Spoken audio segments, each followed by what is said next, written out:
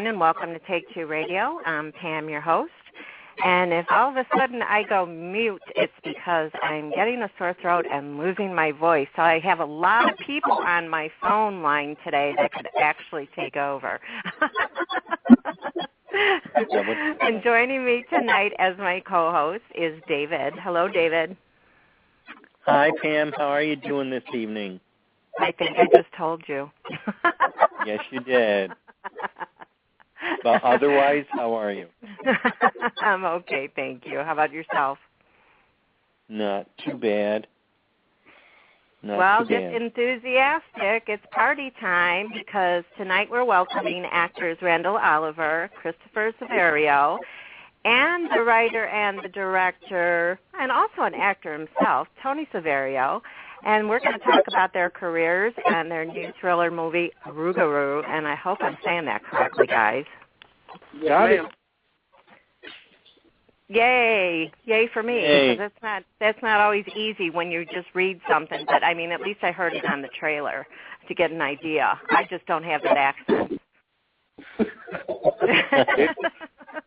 These guys grew up with the Rugaru. I was imported out here to Louisiana to do this role, and I had to learn how to say it too. So, oh, did you? It gets butchered many ways, and so you're on target. Oh, good. I like when that works out that way.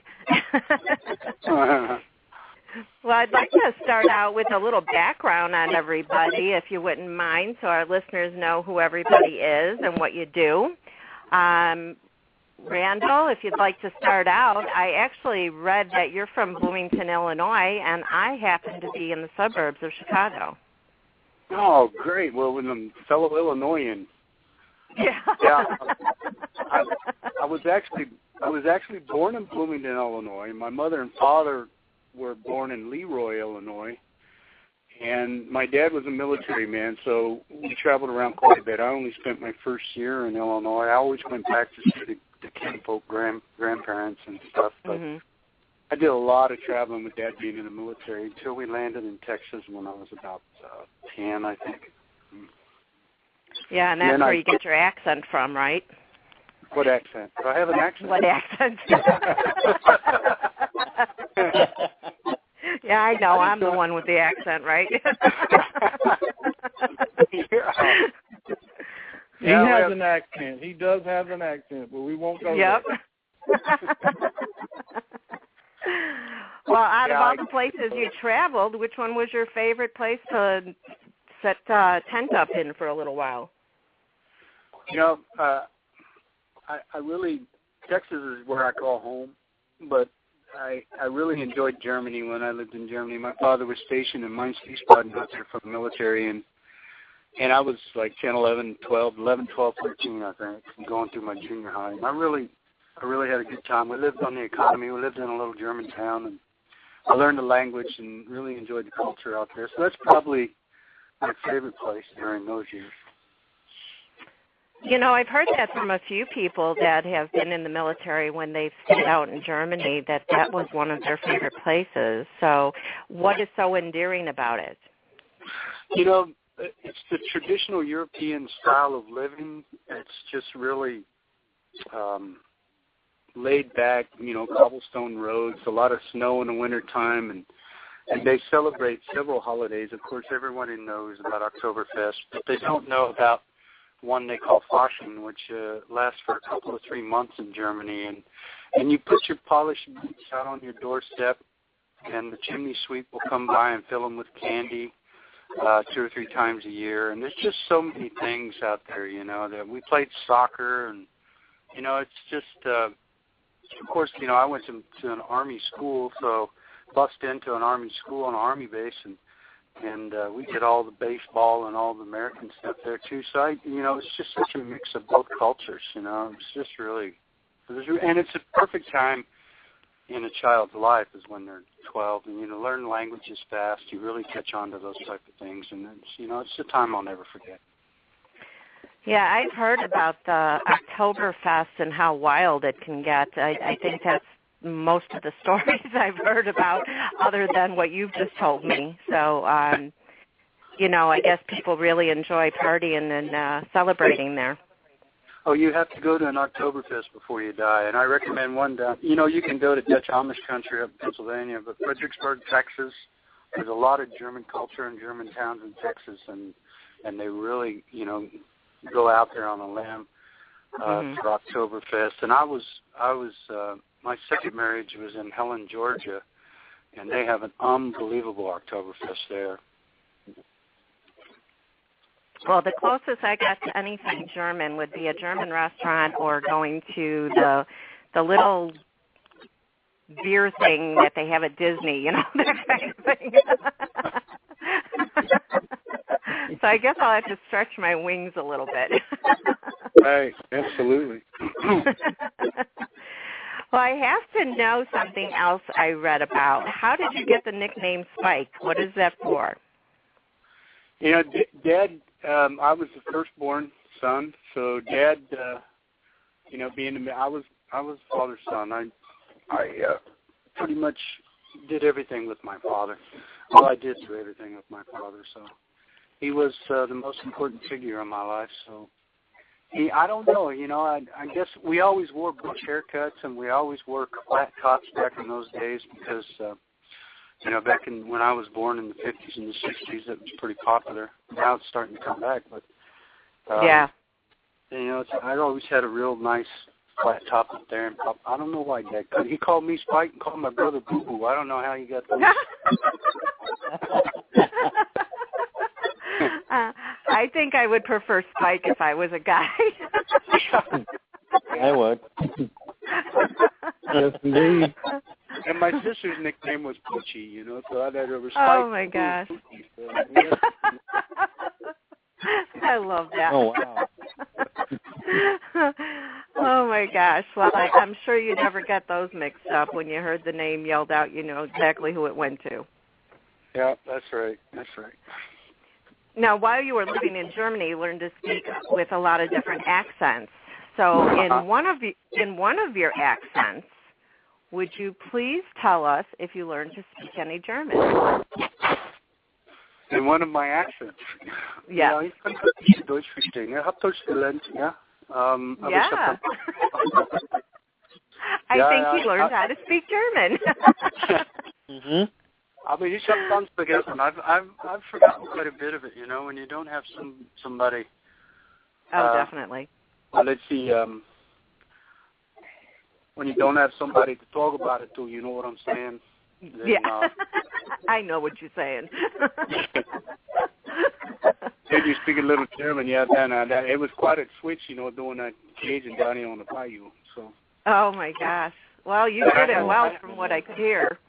Yeah, I had some really good dialect coaches there. Of course, Tony can do it probably better than anybody I've ever heard. Tony is just an unbelievable character, just all around in life. I mean, the guy can do anything, and he can do a Cajun accent like you wouldn't believe. When we used to just fart around in the kitchen, because Tony does all the cooking too, so we'd be talking all the time, we talk all the time, and he started to be talking about his cooking.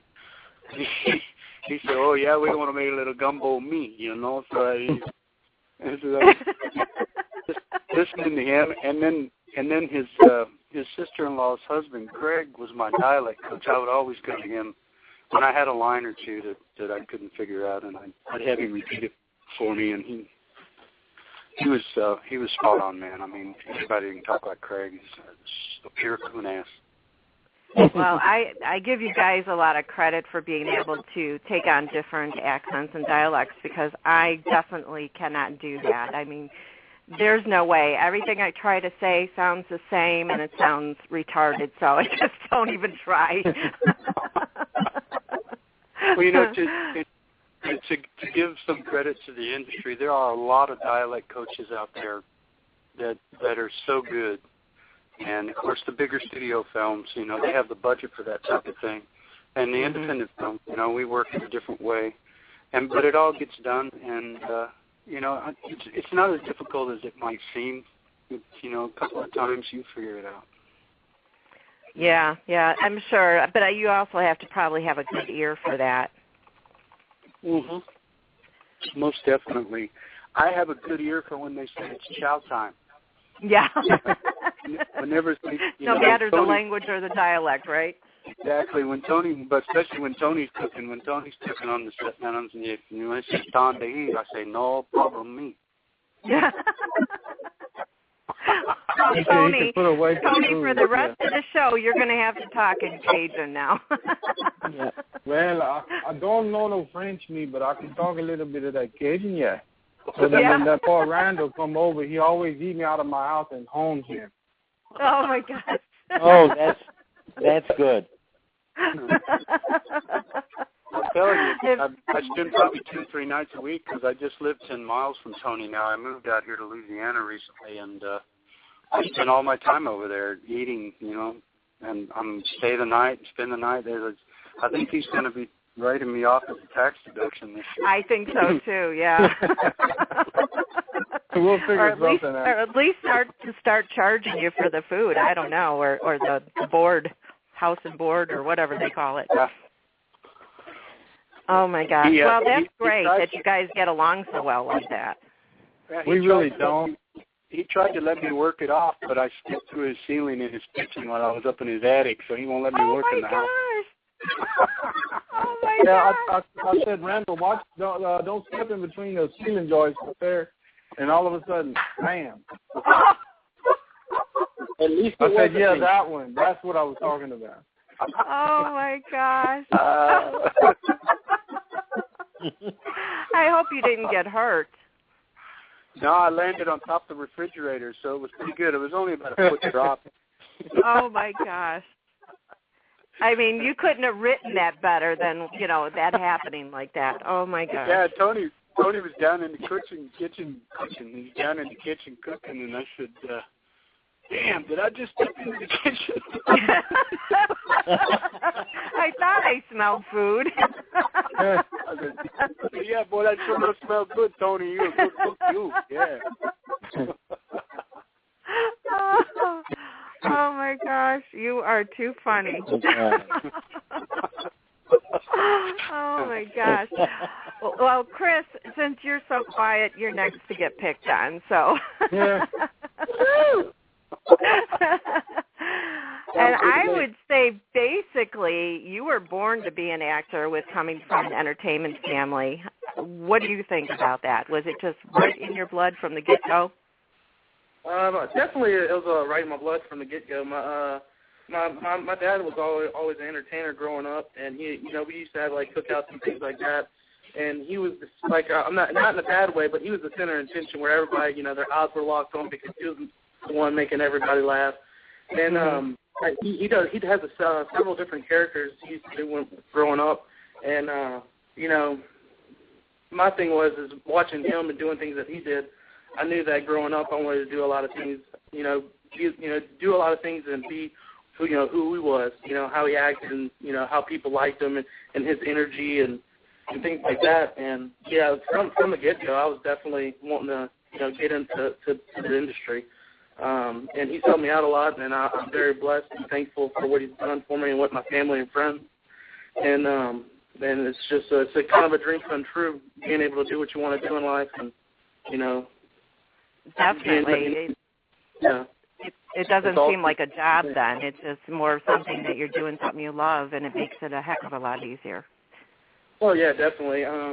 Being able to get on set with Randall and my father, getting to see them two, go together, and then me when I got to meet Randall and getting to know Randall, it was great for me because I learned a lot from him just by getting to talk to him and spending time with him, and I picked up a lot of things that he uses as far as in his acting. I try to use now as far